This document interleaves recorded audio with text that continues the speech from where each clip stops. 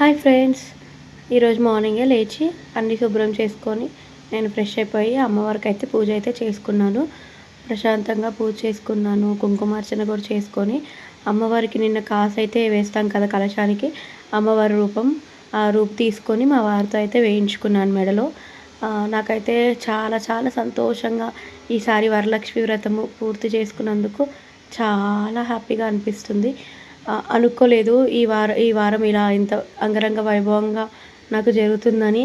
అమ్మ నాకైతే ఎప్పుడు నాతో ఇలాగే పూజలు చేయించుకో, ఎవ్రీ ఇయర్ వరలక్ష్మి వ్రతం నా చేతుల మీదుగా ఇలాగే చేయించుకో అమ్మ, నీ కృప నా మీద ఎప్పుడు ఉండాలని మనస్ఫూర్తిగా కోరుకుంటున్నాను.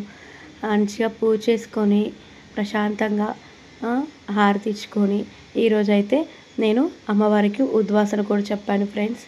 అమ్మవారిని కదిలిస్తూ ఉన్నప్పుడే మనసంతా ఏదో బాధ, మళ్ళీ నెక్స్ట్ ఇయర్ కూడా ఇలాగే వచ్చి నా చేతుల మీదుగా వరలక్ష్మి వ్రతం చేయించుకో అమ్మ, నాకు అంతకన్నా భాగ్యం ఇంకేముంటుంది కదా ఫ్రెండ్స్. ప్రతి సంవత్సరం ఇలాగే అందరు కూడా వచ్చి నా వాయినాలు స్వీకరించి నన్ను ఆశీర్వదించాలని కోరుకుంటున్నాను.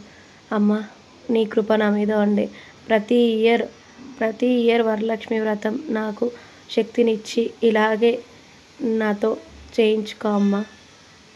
ఇంకా మరెన్నో వీడియోస్తో మీ ముందుకు వస్తాను ఫ్రెండ్స్.